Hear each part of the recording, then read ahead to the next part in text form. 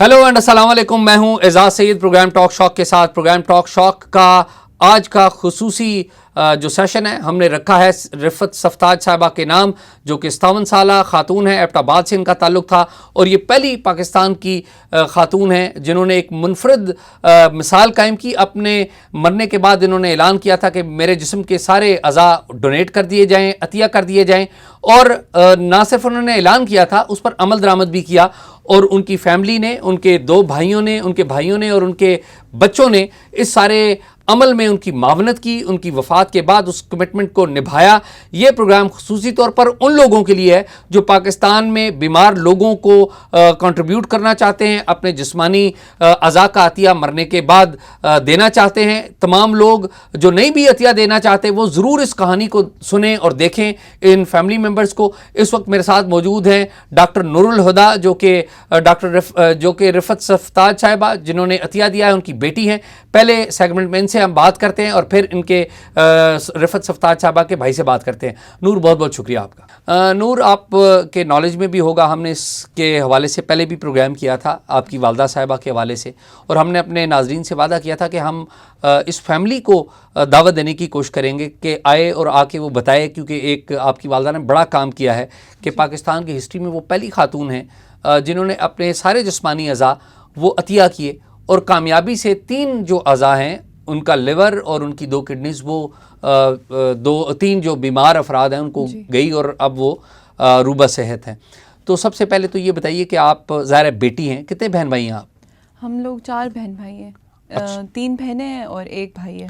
तो 3 बहनें 1 भाई, आप सारी मेरे ख्याल में डॉक्टर्स फैमिली है। जी बिल्कुल। भाई आपके मेरे भाई इंजीनियर हैं और हम 3 बहनें डॉक्टर्स हैं। अच्छा, ये बताइए कि क्या मेमोरी है आपकी अपनी मदर के हवाले से? पहले तो मुझे अपनी एक बतौर बेटी बताइए कि मेमोरी क्या है वालदा साहिबा के हवाले से।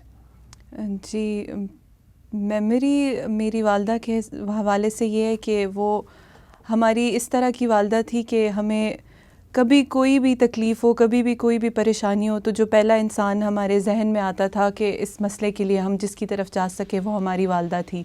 हर इंसान से पहले, हर किसी भी बंदे से पहले जिसको हम पहले अप्रोच करते थे वो हमारी वालदा होती थी।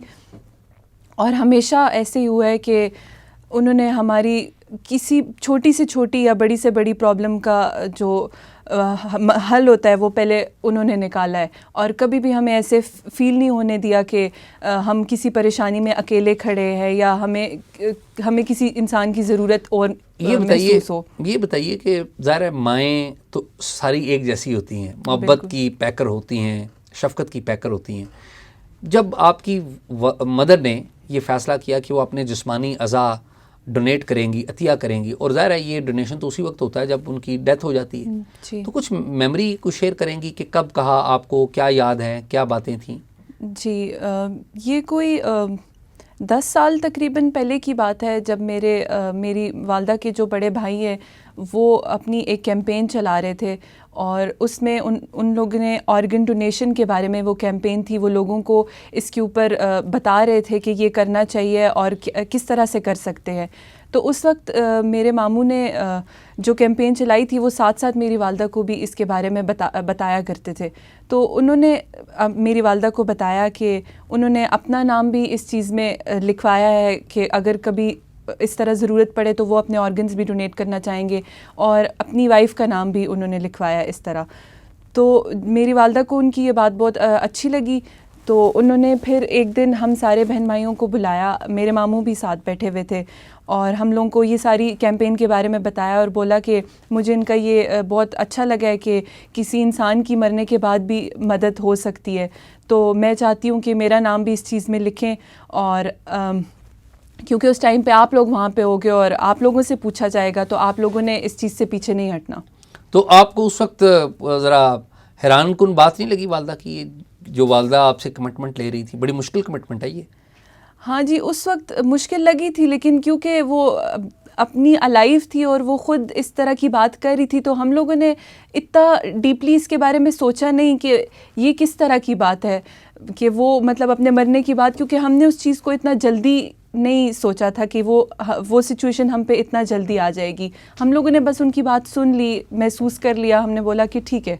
अच्छा ये बताइए कि 9 नवंबर को आपकी मदर की एज थी 57 ईयर्स, जी 57 साल, जी उनको एक स्ट्रोक होता है और फिर वो तकरीबन 13 नवंबर तक वो एक कोमा किसी कैफियत में रहती हैं जी और ये वो मरला है जब आपको यकीन हो गया कि अब आपकी जो मदर हैं वो क्लिनिकली उनकी डेथ हो चुकी है।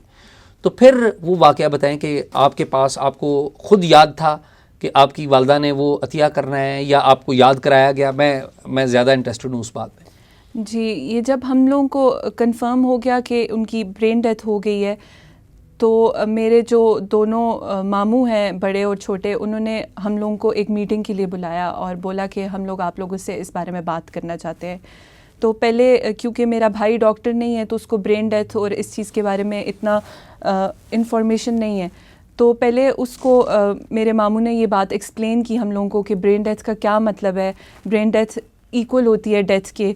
और फिर उन्होंने हमें बोला कि ये टाइम बेशक बहुत ज़्यादा मुश्किल है, लेकिन जो फ़ैसला है वो आप लोगों ने इसी टाइम में करना है, क्योंकि इसका जो ड्यूरेशन होती है वो आप ज़्यादा प्रोलॉन्ग नहीं कर सकते, क्योंकि उसके बाद आपके ऑर्गन ज़ाया होने शुरू हो जाते हैं। तो उन्होंने कहा कि आप लोगों को ये फ़ैसला अभी और इसी वक्त करना है, आप लोग आपस में बात कर लो, क्योंकि बेशक उन्होंने अपनी ख्वाहिश ज़ाहिर की थी, लेकिन इस वक्त जो बच्चे बोलेंगे आगे फ़ैसला उसी तरह से होगा।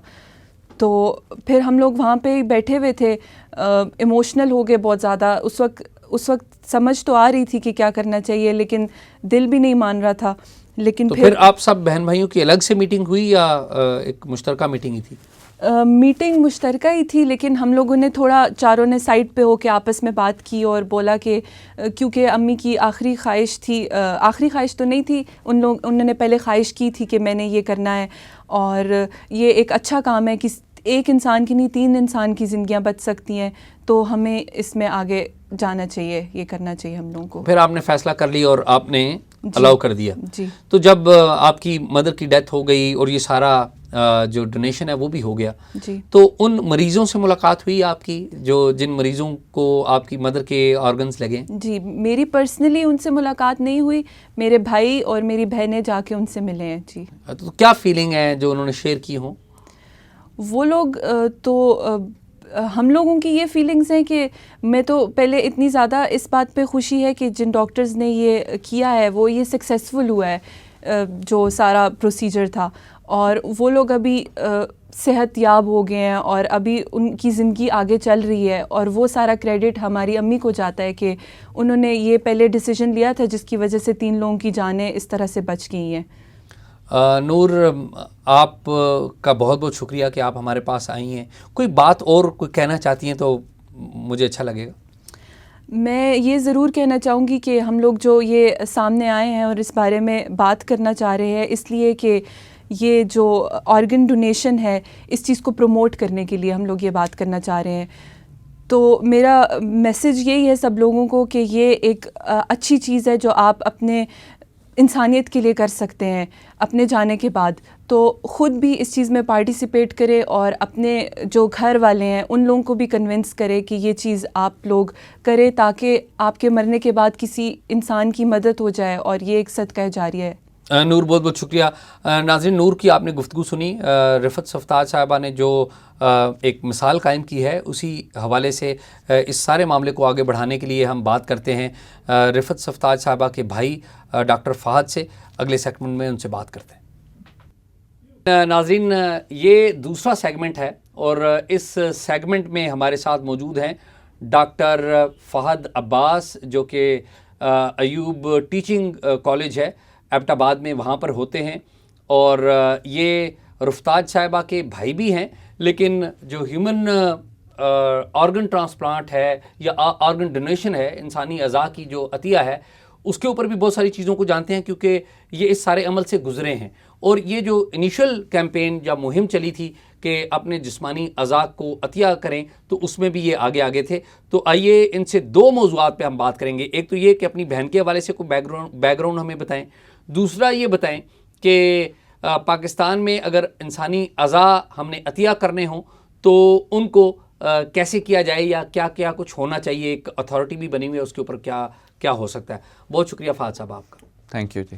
फ़हद साहब, सबसे पहले तो रिफ़त सफ़ताज साहिबा आपकी बहन है, कुछ मेमोरी आप शेयर करें कि कैसी थी बहन आपका, उनका एज कितना डिफरेंस था, और फिर ये मुहिम कैसे शुरू हुई जिसमें वो भी आ गई? मेरी बहन मुझसे बड़ी थी, वो मुझसे 14 साल बड़ी थी। उनकी जो उनकी इनिशियल एजुकेशन थी वो अपने हमारे गांव से थी, और उसमें कोई लड़कियों के लिए स्कूल नहीं था, लेकिन मेरे फादर ने उन्हें लड़कों के स्कूल में ही पढ़ाया। जब प्राइमरी तक उनकी एजुकेशन हुई तो मेरे चचा आए और उन्होंने कहा कि बस अब बेटी को आगे नहीं पढ़ाना, लेकिन मेरे वालिद साहब ने उसके ऊपर स्टैंड लिया और मेरी वालदा ने उनके साथ शरीक हुई और उन्होंने उनको आगे बढ़ाया। जब मैट्रिक हो गया तो ऑलमोस्ट हमारा पूरा जो बरादरी एक सिस्टम होता है जो, तो वो आगे आए और उन्होंने कहा जी कि अगर आपने मेरी बहन को कॉलेज भेजा तो हम आपको जो है वो बरादरी में हम आपको वो कर देंगे, निकाल देंगे। तो उन्होंने कहा जी आपने जो मर्ज़ी करना है, मेरी बेटी तो कॉलेज जाएगी। तो एक उनकी हिस्ट्री ये भी है कि she was the first one going to college and doing a BA, ठीक है, जो कि उन्होंने कोई 60 के 70 गांव में वो पहली थी जिन्होंने कॉलेज गई और उन्होंने बीए किया। सेकंड फिर स्टार्ट होता है 9 नवंबर को, जब उनको ब्रेन हैमरेज हुआ। नहीं, 9 नवंबर से पहले तो आप ये बताएं ना कि जब कैंपेन शुरू हुई तो किस तरह उन्होंने आप भाइयों के दरमियान कहा? वो 9 नवंबर का दरमियान में उसको ले ले। जी आप ले लें, आप बात करें, आप बताएं। 9 जो नवंबर memory- को उनको ब्रेन हैमरेज हुआ। उन्हें हमने शिफ्ट किया, मैं एबटाबाद से आया और बड़े भाई जो हैं ब्रिगेडियर जाहिद फ़ारूक, वो CMH लाहौर में होते हैं, वो वहाँ से आए। उनकी 2 सर्जरीज़ हुई और उन्हें 11 नवंबर को उनको ब्रेन डेड डिक्लेयर कर दिया गया, ठीक है। अब जब उन्हें ब्रेन डेड डिक्लेयर किया गया तो ये ख़बर हमने ब्रेक करनी थी अपने जो भांजे भांजियाँ हैं उन्हें। तो इसके लिए हम थोड़ा सा पीछे जाते हैं कि 2013 में जब मेरे बड़े भाई जो हैं वो पोस्टेड थे ब्रिगेडियर जाहिद फ़ारूक AFIU में, तो उन्होंने एक मुहिम का आगाज़ किया था जिसमें ऑर्गन डोनेशन की वो मुहिम थी, ठीक है, under the supervision of general Arshad Mahmood. जब ये हुआ तो उसमें सबसे पहला जो फॉर्म है वो जनरल अरशद महमूद का है, फिर भाई का है, फिर भाभी का है, फिर मेरा है। तो इसका ज़िक्र जो है वो कुछ हफ़्तों बाद बहन से हुआ कि हमने इस तरह ऑर्गन डोनेट कर दिया। तो उन्होंने कहा कि तुम लोगों ने डोनेट कर दिए तो मैं भी डोनेट करूँगी। बड़े भाई बैठे हुए थे तो उन्होंने कहा कि इस तरह नहीं, तुम अपने बच्चों को बुलाओ और बच्चों के सामने मुझे बताओ कि तुम्हारी ये जो विल है ये पूरी करनी है। तो बच्चों को बुलाया और बच्चों के सामने बता दिया कि जी आपने ऑर्गन मेरे, अगर खुदा ना ख्वास्ता कुछ ऐसा हो जाता है तो मेरे ऑर्गन डोनेट कर देना। उसके बाद फिर हम वापस आते हैं यही 13 नवंबर को। तो इसको जब उनको ब्रेन डेड डिक्लेयर कर दिया गया तो उसके बाद बड़े भाई ने बच्चों को बिठाया और उन्हें ये कहा कि अभी वो दिन आ गया है कि अगर तुम्हें याद हो कि तुम लोगों ने एक, तुम्हारी माँ ने एक विल की थी और उसको पूरा करने का टाइम आ गया।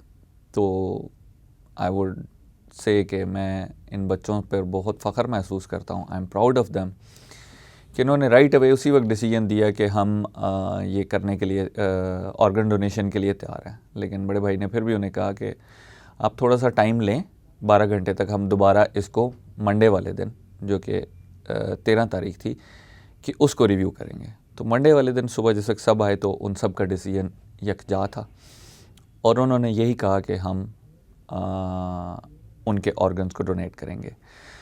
फिर इसमें भाई ने जनरल सुहेल और जनरल अरशद और इनको कॉल की कि हम ऑर्गन डोनेशन करना चाहते हैं, तो काइंडली हमें इसके ऊपर आप आगे जो चीज़ें हैं वो देखें। ये सारे मामलात, उनकी क्रॉस मैचिंग शुरू हुई। मेरी सिस्टर की जो रेसिपिएंट्स आए वो बहरिया के थे, एक मेल था और एक 52 इयर्स फीमेल थी, और लिवर के ट्रांसप्लांट के लिए भी हमने वो कंसेंट दी हुई थी। तो उसके लिए MH में कोई रेसिपिएंट मौजूद नहीं था, तो उसके लिए PKLI से डॉक्टर फैसल डार और डॉक्टर सईद PKLI क्या हुआ? Punjab kidney and liver institute, okay, Lahore. Lahore. ठीक। उधर से सईद अख्तर साहब और फैसल डार साहब, तो ये सारे मंडे को इकट्ठे हुए एक व्हाट्सएप ग्रुप पे और उन्होंने वो चीज़ें डिसाइड की कि आगे इसको फर्दर कैसे चलाना है। और उसमें जो मैंने आपको बताया कि रेसिपिएंट्स जो हैं वो 2 बहरिया हॉस्पिटल में मिले और एक जो है वो PKLI में मिला। ट्यूसडे को उनकी सर्जरी प्लान हुई और ट्यूसडे को हमने उन्हें MH से बहरिया शिफ्ट किया और वहाँ पे हमने उनकी सर्जरी अराउंड 3 बजे स्टार्ट हुई और शाम को कोई 7 बजे तक वो सर्जरी चली, जिसमें लिवर जो है वो यहाँ से बहरिया से लाहौर लेके जाया गया और वहाँ पे ट्रांसप्लांट किया गया। किडनी उसी वक्त एक ट्रांसप्लांट हो गई थी और दूसरी किडनी जो है वो शाम को 10-11 बजे ट्रांसप्लांट हो गई थी।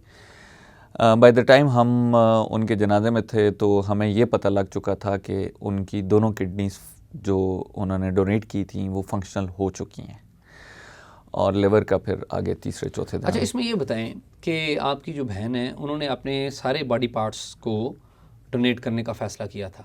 जी बिल्कुल। लेकिन सिर्फ 3 जो डोनेट हो सके, 3 रेसिपिएंट्स को मिल सके, ये वजह क्या थी? एक्चुअली हमारे पास कोई ऐसा सिस्टम मौजूद नहीं है, ठीक है। शी वाज द वो पहली मल्टी ऑर्गन डोनर है। जी हाँ। ठीक है।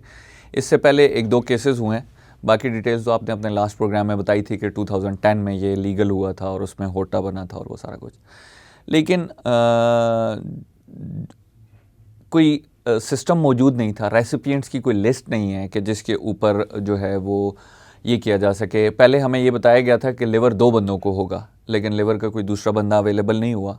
एक लिवर जो है वो काफ़ी सारे बंदों को दिया जा सकता है क्योंकि ये ग्रो कर जाता है और ये अपना वो कर लेता है। लेकिन वो भी एक बंदे को लगाया गया। फिर पैनक्रियाज का हमें कहा गया था कि वो भी लेंगे, लेकिन बाद में वो नहीं। अगेन इसमें प्रॉब्लम वही था कि रेसिपिएंट कोई मौजूद नहीं था, ठीक है। अब मौजूद तो होंगे लेकिन आपको इल्म नहीं था कि वो डॉक्टर्स को इल्म नहीं था जिन्होंने लगाने थे। हमने तो मेनली तो उन्हीं को कहा था कि जो आगे फर्दर वो लगाने वाले हैं। अच्छा, ये जो सारा वाक़या है इसमें एक चीज़ ज़रूर इस्टेब्लिश होती है कि ह्यूमन ऑर्गन ट्रांसप्लांटेशन अथॉरिटी जो है होटा, ये कोई इतनी एक्टिव नहीं है या शायद ये काम नहीं कर पा रही, क्योंकि ये सारी चीज़ें तो होटा के पास होनी चाहिए थी। एग्जैक्टली होटा को थोड़ा सा और स्पेसिफिकली मैं इसमें ये सुजेस्ट करूँगा कि government should take some serious, जैसे कि पोलियो की कैंपेन चली। जैसे कि अभी मैं आपको ये बताऊं कि इसके बाद मैंने काफ़ी सेमिनार्स अटेंड किए। बहुत सारों को ये नहीं पता था कि यार ऑर्गन डोनेशन हो सकती है या कोई ऐसी अथॉरिटी भी है। आपको भी, आपने भी मुझे फ़र्स्ट टाइम यही कहा था कि मुझे नहीं पता कि कोई ऐसी अथॉरिटी है पाकिस्तान में। तो इन्हें अपने आप को इस्टेब्लिश करने के लिए, इन्हें अपने आप को इंट्रोड्यूस कराने के लिए कैंपेन्स चलानी चाहिए, ठीक है, ताकि ज़्यादा से ज़्यादा लोग हों। और इसका जो ऑर्गन डोनेशन का सिस्टम है इसको ईजी बनाना चाहिए लोगों के लिए। लाइक हम लोग, क्योंकि आपने बताया कि हम लोग सारी फैमिली डॉक्टर्स की थी ऑलमोस्ट, हमने तो चीज़ें अरेंज कर ली। लेकिन अगर एक आम आदमी और वो डोनेट करना चाहता है तो वो ये चीज़ें उसको एक सिंगल हेल्पलाइन पे या सिंगल क्लिक ऑफ बटन पे उसको अवेलेबल होनी चाहिए। नहीं, आपका डॉक्टर्स का बैकग्राउंड ना होता या मिलिट्री का बैकग्राउंड आपके भाई का ना होता तो ये पॉसिबल ही नहीं था। आम आदमी के लिए तो पॉसिबल नहीं था। आम आदमी के लिए पॉसिबल नहीं था। मैं यही कह रहा हूँ कि अगर आम आदमी ने करना है तो this should be a click off button. उसने एक कॉल करनी है या अगर किसी डॉक्टर के पास, फॉर एग्जांपल मैं अगर यूप टीचिंग हॉस्पिटल में काम कर रहा हूँ, ICU में हूँ, और मुझे ये होता है कि आपने सिर्फ इस नंबर पे कॉल करना है, रेस्ट विल टेक केयर। होटा इज़ डूइंग कुछ वो अच्छे भी कर रहे हैं, जैसे कि अगर इसके बाद फॉर एग्जांपल आपने कोई ऑर्गन डोनर है और इसके बाद उसको कोई 2 दिन का टाइम लगता है या 3 दिन का टाइम लगता है, तो वो 3 दिन का खर्चा जो है होटा बेयर करेगा। अगर किसी प्राइवेट हॉस्पिटल में है, जैसा कि शिफा है या कोई भी एनी कायद-ए-आज़म इंटरनेशनल या एनी भी, ये इन्होंने अनाउंस कर दिया है, ये इन्होंने अनाउंस किया is their policy now. Yes. अच्छा, तो वो होटा बेयर करेगी, ठीक है, या गवर्नमेंट बेयर करेगी। तो दिस इज़ इस किस्म के स्टेप्स। लेकिन सबसे पहले होटा को लोगों तक बताना कि यार होटा है क्या, उन्हें कुछ एडवर्टाइजमेंट्स, कुछ इस किस्म की चीज़ें करनी चाहिए कि जिससे लोगों को पता लगे कि यार ये एक अथॉरिटी है और ये क्या क्या काम कर रही है। बिल्कुल ठीक है, बिल्कुल ठीक है। तो आप अभी तक की जो होटा की परफॉर्मेंस है, ज़ाहिर है अभी तो एक नया अदारा बना है, अभी उसने ग्रो करना है। तो एजाज अभी भाई, तक ये 2010 में बना था। जी हाँ, इन मैनी वेज नया है ना जी। 10-12-13 साल तो कोई हाँ कोई वो इतनी मतलब, और ये क्योंकि अभी this was the first organ multi organ transplant, तो उनका एक्सपीरियंस बड़ा ही कम है इस जी चीज़ हाँ, में। जी हाँ, ठीक है, तो कोई सजेस्ट करेंगे आप? एक पहली बात हुई है कि एक जो यूनिवर्सल नंबर की बात हो रही थी कि यूनिवर्सल नंबर बड़ा ज़रूरी है, बिल्कुल। और फिर उनके कांटेक्ट के लिए मेरे ख्याल में सोशल मीडिया के ऊपर उनके पेजेस वो बड़े ज़रूरी हैं। और कोई बात जो आप बताना चाहें इस वाले से? सिंगल नंबर पे, एक तो सिंगल नंबर पे होना चाहिए उन्हें। इवन दे कैन डेवलप के अपनी वो ऐप डेवलप कर लें, होटा की ऐप अवेलेबल होनी चाहिए। दूसरी एक सजेशन जो मैं दूंगा, फॉर एग्जांपल मैं ऑर्गन डोनर हूँ, आप ऑर्गन डोनर हैं, बहुत सारे और हैं जो ऑर्गन डोनर हैं। तो जैसे कि होता है अमेरिका में कि वो ड्राइविंग लाइसेंस, तो उधर ड्राइविंग लाइसेंस उनका जो है वो that is like ID card. तो they should go to the NADRA और उनके साथ इन कोलैबोरेशन होना चाहिए। ठीक है, और NADRA at the time of making ID card या रिन्यूअल ऑफ आईडी कार्ड वो ये क्वेश्चन पूछे, या ये क्वेश्चन फॉर्म में होना चाहिए कि are you an organ donor और नो। ठीक ठीक। और उसके आईडी कार्ड के ऊपर मेंशन होना चाहिए। ठीक है, अगर खुदा न खास्ता किसी की ट्रैवलिंग में डेथ हो जाती है, ठीक है, आप सबसे पहले तो उसका आईडी कार्ड ही देखते हैं। अगर आईडी कार्ड देख के और आप वहीं से होटा को एक्टिवेट कर देते हैं और उसके ऑर्गन्स जो हैं वो अगले किसी मरीज़ को चले जाते हैं, तो इससे बेहतर और क्या चीज़ हो सकती है।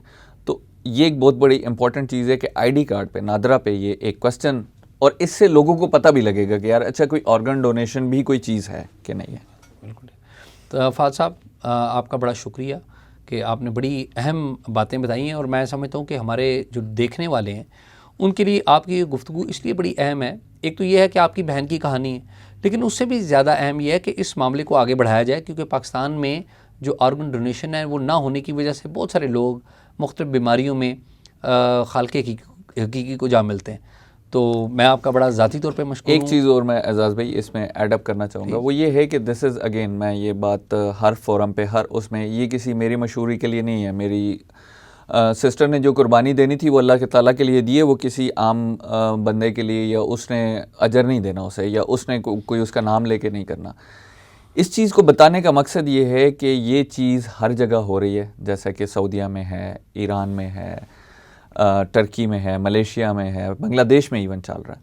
पाकिस्तान में ये नहीं है, और पाकिस्तान में इसकी वजह से इलीगल ऑर्गन ट्रांसप्लांट्स बहुत ज़्यादा होते हैं। ठीक है, वो बहुत एक्सपेंसिव है। अमीर आदमी तो करा लेता है, लेकिन गरीब आदमी की वो पहुंच से बाहर हैं। अभी आपको पता है कि एक डायलिसिस जो है वो कम से कम 10 से 15 हज़ार रुपया कॉस्ट करेगा, मामूली से हॉस्पिटल का। जो थोड़ा सा बेहतर होगा वो इससे भी ज़्यादा कॉस्ट करेगा। 10 से 15 हज़ार वन सेशन डायलिसिस। ठीक। और जिस बंदे को अभी ट्रांसप्लांट हुई है, जिस लड़के को ट्रांसप्लांट हुई है, वो हफ्ते में 3 डायलिसिस करवाता था। तो that is 50,000 rupees per week other than medicines.